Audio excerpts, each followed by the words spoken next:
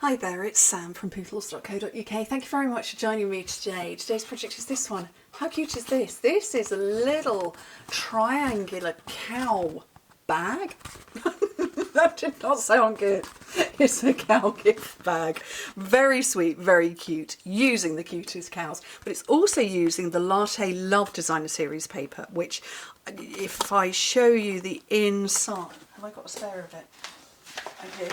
No, the other side of it is the coffee splats on the inside. I don't take that linen thread off, but that was just sort of really sweet. I haven't used this yet. It is carrying over into the next catalogue, so I'm very pleased about that because I get to make it. Now, this one has pinched in like this, and I'm going to make exactly the same bag using exactly the same measurements and everything, but I'm going to put something inside it and show you the difference that it makes. So you could put loose little sweeties and treats in there. Also they've got Latte Love paper. And you're going to see the difference. Right, half a sheet of paper, 6 by 12 inches, 15 by 30 centimetres. On the long side, score it at 3 3/4, 5 3/4, 9 1/2 and 11 1/2 inches, which in metric is 9 1/2, 14 1/2 centimetres, 24 and 29. And then on the short side, score it at 2 inches, 5 centimetres. And the finished dimensions, it's 2 inches by 4 inches by 3 3/4, which is 5 by 10 by 9 1/2 centimetres. Okay.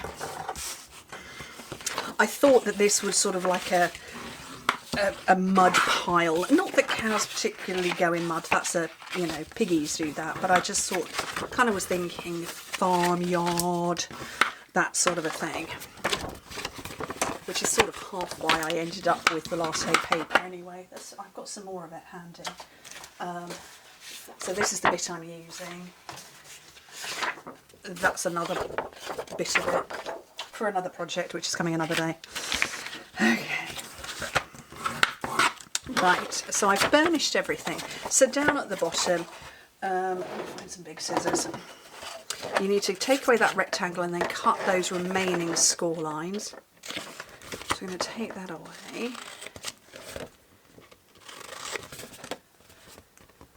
And it's just cute. And then just take a little, I don't even know where it was, there you go. That's the very little bit you take off the top. It's just a little mitre on it. Right, tear and tape down the side. Finish size, oh, I've given you that bit. Did I give you that bit? Yes, I did. So this, my original version of this, designed years ago, was to hold 2 Yankee candles. The votives, the little ones you put in a votive holder. Now, I don't really have votives these days, so I've grabbed 2, folding the sides and the back, or actually fold the back and then put some glue, so that's the back that's folded in, because there's my seam, and then put some glue on these. And I know you're all going to say, well, where did you get your glue holder? It was a gift to me. I probably ought to just start making them. It's 3D printed. I'm told you can get them from Etsy. I should buy a load and stock them. Okay, that's folded in. I'm just going to put my hand in, push it down. So I don't have any current sort of April fragrances. I have Sparkling Snow and Christmas Magic. So put those in there the correct way up, like that, and when you pinch in the sides, and whoopsie, you get quite a different shape. It is exactly the same bag, measurements, the whole lot, but when you put something inside, it just looks a little different. Right, linen thread. I have more coming because I've got 1, 2, 3, 4, 5, 6 ends to my linen thread right now. Yeah. So I've gone and done it. I've ordered some more. I want a long bit, and it's sort of knotting it. So, oh look. I want a long one that's going to go around 3 times. Okay. Or at least twice would be good. I love linen thread. Got myself in a tangle. But I do need it because I'm questionable on my ability to tie a bow. I need it to go around a few times. Look, I've got a knot there now. I need it to go around a few times just to hold it closed. You could use library clips or something like that. I'm a big fan of using those. But I also like the look of the linen thread. Oh, for goodness sake, I've got one very short end and one long end. Tail end, you know what I mean. And that was very loose, but we'll run with it. Because I'm not going to try and tie that again. Okay, look at that. Short tail, long tail. Oh, and now attached to everything. Linen thread is taken over. Okay, I have a little piece here that I'm going to stamp some grass on. So the grass is in here. The cows I used before, and it took me a minute. You kind of have to look at this and go, well, the tail is to the left, and I pulled this one out, and then I went and turned it over, and I thought it's not going to stamp that way round. So you need to make sure you're getting the right one. I mean, it doesn't matter. You can just, you know, it stamps an ink, stamp another one. But yeah, just be mindful of that. So I'm going to have that.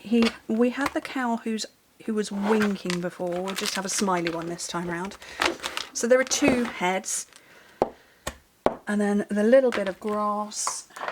Add a little dinky block. So I'm going to stamp these on a scrapper with some memento. So we've got all of the shapes and stuff. You can do all of that if you want, but I'm literally just going to stamp colour punch, which sounds awful when you're talking about a cow. Stamp colour punch.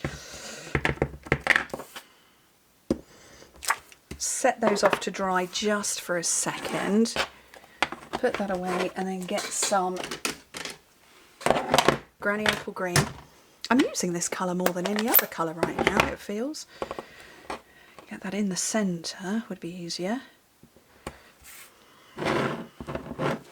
I'm just going to stamp my way along the bottom. Is that grass upside down? I don't know. It feels like it possibly is. And then I have a blender brush. Just going to tap a little bit in that green and then just smudge it out a little bit for no reason other than it gives a really cute background to the cow, because it's on that cow there. You can just see it in the background, so that's the only reason for it. No reason other than that. Right, let me get some blends. No, those are too dark. I want a dark one, so that's dark pecan pie. I'm going to go crumb cake. I'll have a little bit of bubble bath. And then some black. So, dark pecan pie. Okay, this cow's got a different bit on it. That's just completely thrown me. Is anybody else, what does a cow look like? It cannot possibly just be me. What does a cow look like? And so I have to go and Google. Okay, a little bit of pink in the ears. And I'm going to go, actually, I've changed my mind. Dark smoky slate, just down that bit there. So I'm going to have a grey and white cow with a brown forelock and then these grey patches, because we are absolutely entitled to use our own creative license and colour a cow whatever colour you want. Probably should have given him a brown tail. Did not think about that, or her, because it's a cow.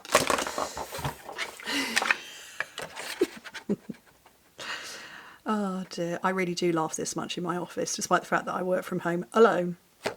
I'm not sure what that says about me. Punch out the body with the cutest cows punch and start assembling. So, get my dimensionals. Okay.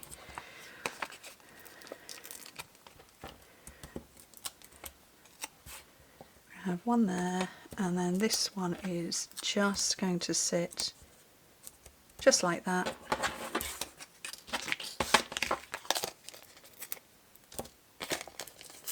Oh, really not doing well. I think I've done something to my dimensional packet. And I keep taking them off and it's taking the backing off with them, but it's me. And that's going to sit, just double check that is the front. Just on the front like that. And that is super cute. So yeah, it's the same but different. So when you put something inside, there will be natural resistance depending on what you've got inside. This one doesn't have anything. Probably ought to have a little bit of a work on there. But yeah, it's the same but different, and I love it. I love it when things, when, you know, projects that I've designed come up like that. It makes me very happy. Anyway, thank you ever so much for joining me. I hope to speak to you very soon. Bye.